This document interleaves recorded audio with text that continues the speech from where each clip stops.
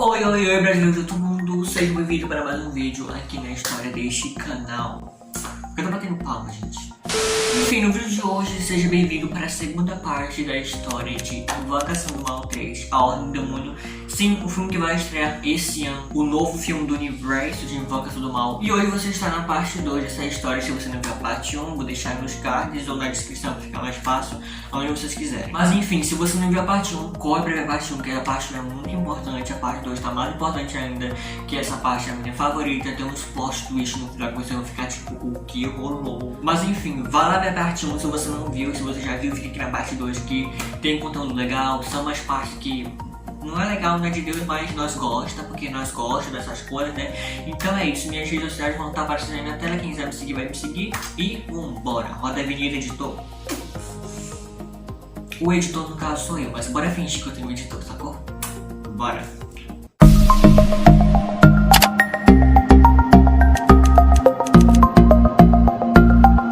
Enfim, eu vou ressaltar uma coisinha que eu não falei lá na parte 1, eu vou falar aqui pra vocês. Que quando Ed e Lorraine foram convocados pra ir ajudar a família, eles entrevistaram um por um, sabe? Um por um mesmo. E quando chegou na vez do David, foi o momento que a Lorraine viu aquela sombra meio que não é legal, não é de Deus, sobre o garoto, entendeu? Enfim, vale ressaltar que quando o menino tava tendo as convulsões, tava tendo um rolê lá que não é legal, não é de Deus, aquelas paranoia louca dele lá, ele também começava a ser sufocado por mãos invisíveis. Isso a mãe dele conta, e a irmã dele também conta que viram isso acontecer. Ele ser sufocado por mãos invisíveis e manchas no corpo dele começavam a aparecer logo depois disso. Enfim, o que rolou? E pra vocês terem noção como é o rolê lá, o menino também começava a citar passagem da Bíblia e também do Paraíso Perdido. Pra quem não sabe o que é o Paraíso Perdido, vamos dizer que é um tipo de Bíblia, entre aspas. Porém, é um tipo de livro que é muito difícil de ler, principalmente para uma criança de 11 anos. Uou! Enfim, como eu falei pra vocês lá na parte 1, o menino foi submetido a 3 exorcismos menores. Já expliquei o que significa lá na parte 1, mas enfim, o que rolou? Segundo a Lorraine conta que quando eles estavam fazendo o exorcismo no menino, o menino chegou a levitar. Uou! Ele parou de respirar por uns minutos, até mostrou a capacidade sobrenatural da precognição. Acertei, é isso mesmo. Enfim, mas pra quem não sabe o que significa precognição, é um tipo de visão futura, uma capacidade sobrenatural que meio que permite você ver coisas futuras. Tipo, não ver, mas tipo, sabe? E naquele momento era em relação ao assassinato que Johnson ia cometer logo mais lá na frente. Enfim, o que rolou? Enfim, depois que isso rolou, os Warrens logo sacaram de cara que algo muito perigoso ia acontecer. Então, em outubro de 1980, os Warrens, Ed e Lorraine, convocaram aos policiais de Brookfield e falaram: olha, algo não legal, não de Deus, algo perigoso vai acontecer naquela família, então ó, fiquem de olho, ok? Sacou? É nóis, o recado tá dado, tchau. Ou seja, eles não sabiam que, tipo, tudo ia acontecer, mas eles sentiam que isso ia acontecer, que realmente alguma coisa muito perigosa, não que não é legal, não é de Deus, ia acontecer com a família. Enfim, vamos chegar lá. Enfim, o que rolou? Depois que Johnson foi lá, um menino convocou lá os demônios pra ir no corpo dele e falar, tipo, cara, sai o corpo do menino, vem meu corpo, por favor, deixa o menino em paz. Cara, pega alguém do seu tamanho, seu filho de mal.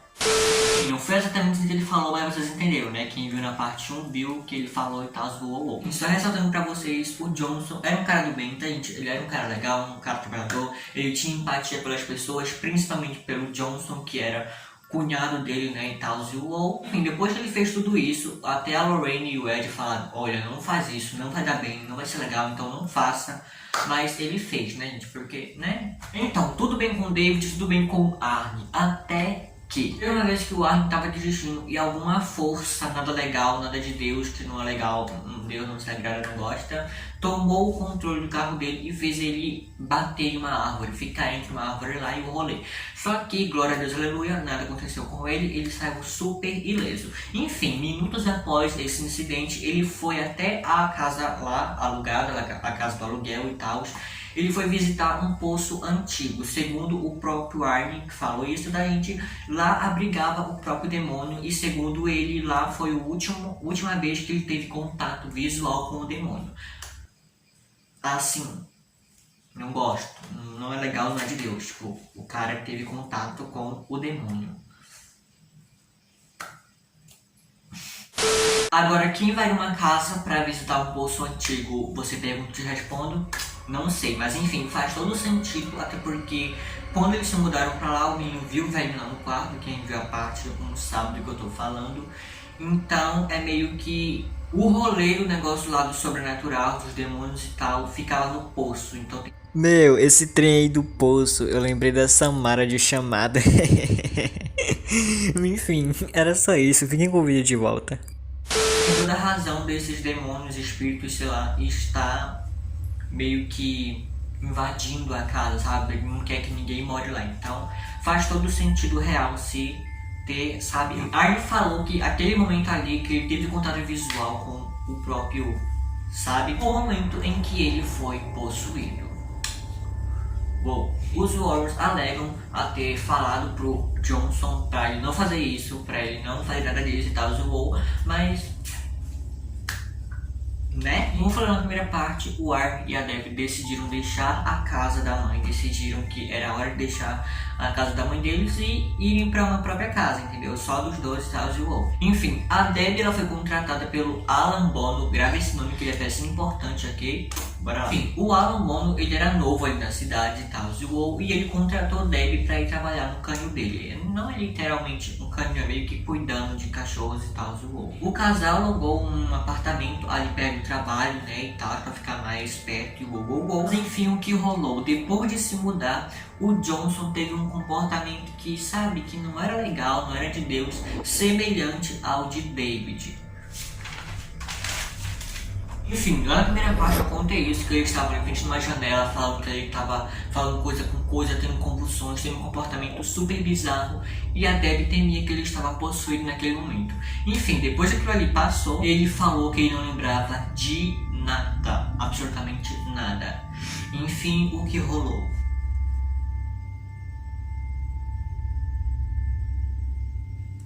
Mas enfim, agora vamos para a parte onde é peça-chave desse vídeo.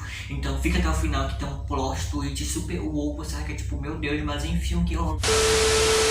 Enfim, essa parte aqui é sobre o assassinato, então tem que prestar bastante atenção e tal, e wow. Agora vamos para fevereiro de 1981, onde todo o rolê vai acontecer. Enfim, o Arnie, ele tava se sentindo um pouco mal e tal, e wow. Só que do mesmo jeito, ele foi pro trabalho, lá no o Iron Tree Service, entendeu? Enfim, do mesmo jeito, assim, mal e tal, ele foi lá pro trabalho e ele foi junto com a irmã dele, a Wanda, de 15 anos. Gravem esses nomes, que esses nomes também são meio que importantes, mas enfim. Também a prima da Debbie, a Mary, de apenas 9 anos de idade. Ela também é pecinha legal pra essa história. Enfim, o Alan, né, como eu falei pra vocês, pra vocês lembrar o nome dele, que ele é importante pra cá.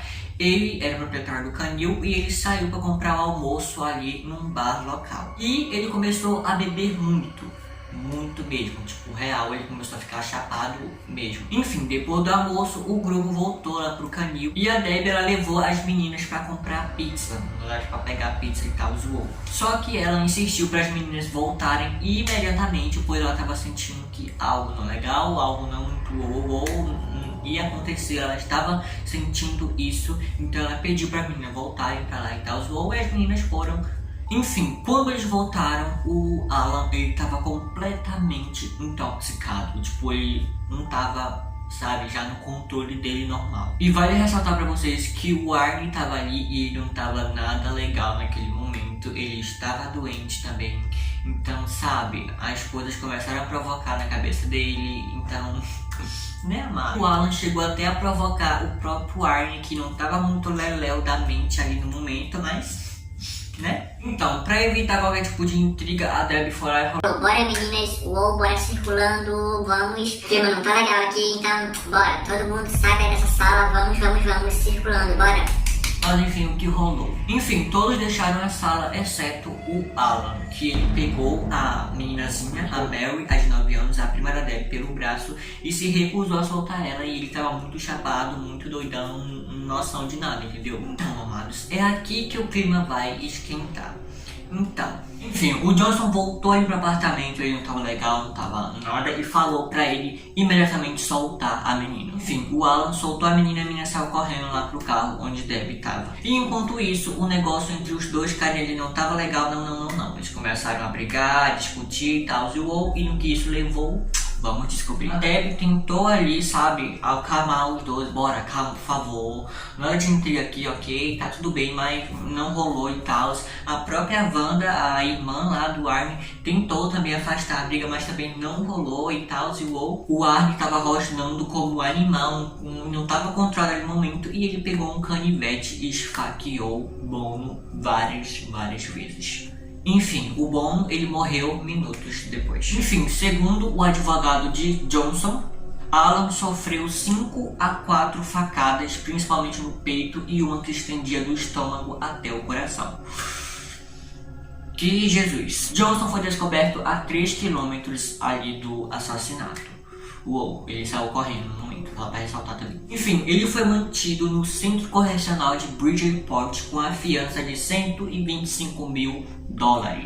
Este foi o primeiro caso, em assassinato, história de Brokenfield em Connecticut, mas enfim. No dia seguinte, a Lorraine ligou pra polícia e falou, ele estava possuído quando ele cometeu o crime, ok? Ele estava possuído por um demônio, entendeu? Mas enfim, não adiantou nada porque os policiais não deram bola pra isso, ok? Enfim, uma blitz da mídia cercou ali toda a história e tal, principalmente alimentada pelos próprios Warrens, de eles próprios prometeram livros, palestras, até mesmo filmes sobre este caso super E tudo isso estava em andamento. Enfim, Martin Minella, já falamos dele aqui, ele é o advogado do Johnson, aqui mas não falou o nome dele, mas enfim, ele recebeu diversas ligações de todo mundo sobre o que no então estava sendo chamado de julgamento e assassinato por demônios. Enfim, Minella foi até a Inglaterra encontrar com advogados que se envolveram em 2 casos semelhantes ao dele. Vale ressaltar que ele planejava viajar como especialista em exorcismos e tal da Europa, e também ele ameaçou a intimar os padres lá, o pessoal envolvido, e supervisionaram lá o exorcismo de David,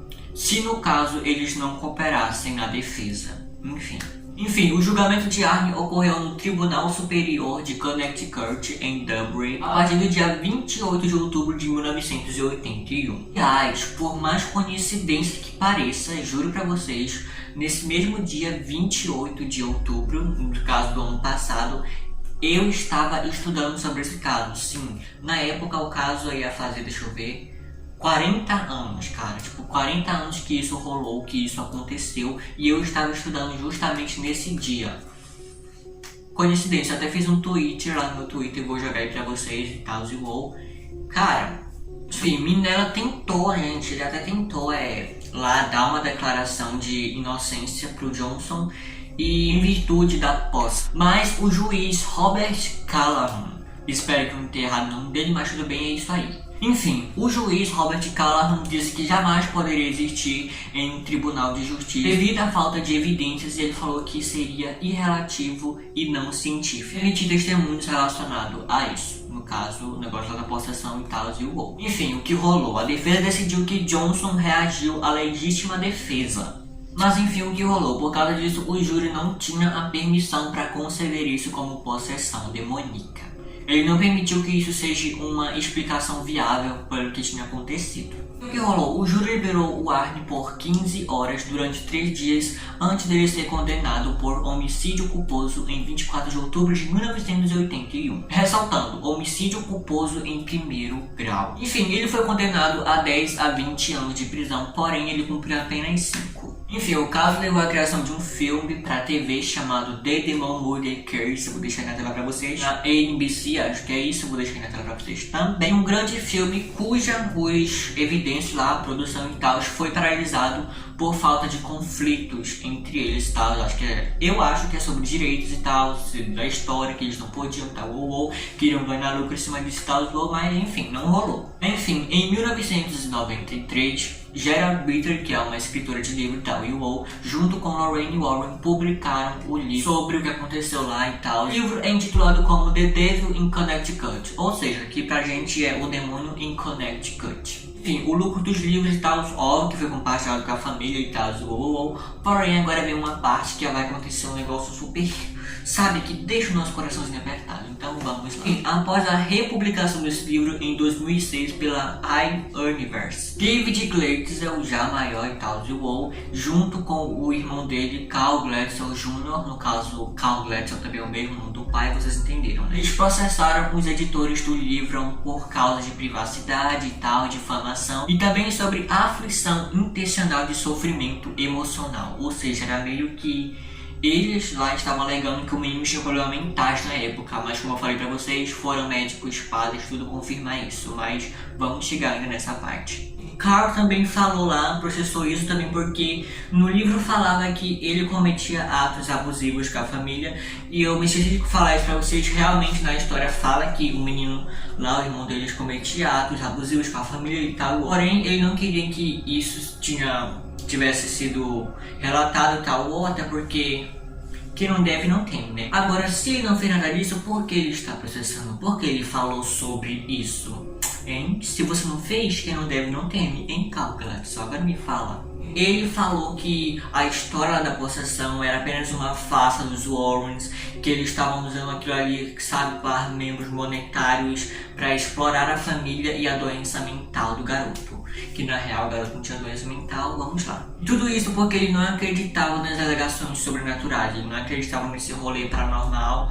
Pra ele tudo que estava acontecendo era só a doença do menino, por isso ele fez isso. Idiota, muito idiota. Ele afirmou que os Warrens falaram que o relato sobre o caos e tal ia deixar a família deles milionária e ajudaria a tirar o Johnson da prisão. Essa parte é um pouco suspeito? É, mas enfim, né? Vocês já vão ver o plot twist acontecendo, entendeu? Enfim, segundo o Carl Glatzel, ele falou que a publicidade sobre o relato e tal forçou ele meio que deixar negócios, perder amigos e tal, e o Wall, perder oportunidades de negócio e tal, e o Wall. Ele atualmente tá escrevendo um livro intitulado como Alone Through the Valley, sobre a própria visão dele, a versão dele sobre a história. Porém, eu não acredito na história dele porque ele é um super babaca nessa história para mim. Mas a Lorraine não ficou parada e ela se defendeu do trabalho dela porque ela não é nem um pouco idiota, chamou todos os padres, todas as pessoas que estavam envolvidas, a família e tal, e o Wall, até o próprio médico lá e tal.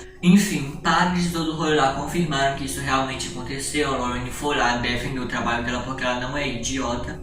Ou seja, tudo que o Carl Glatzel falou era apenas coisas que ele queria ganhar momentos monetários em cima disso, entendeu? E que a autora lá do livro, que fez o livro Demônio in Connecticut com a Lorraine, também afirmou que a família queria em que a história fosse contada, fosse relatada em um livro. Tem um vídeo de 100 horas de entrevista com a família e que eles consideram um livro preciso antes de ser impresso. Enfim, o pai de Glatzel, Carl Glatzel Sr., ele nega ter contado ao autor do livro que o filho dele estava possuído e tal, e também ele não curtia essa vibe sobrenatural e tal, e o outro.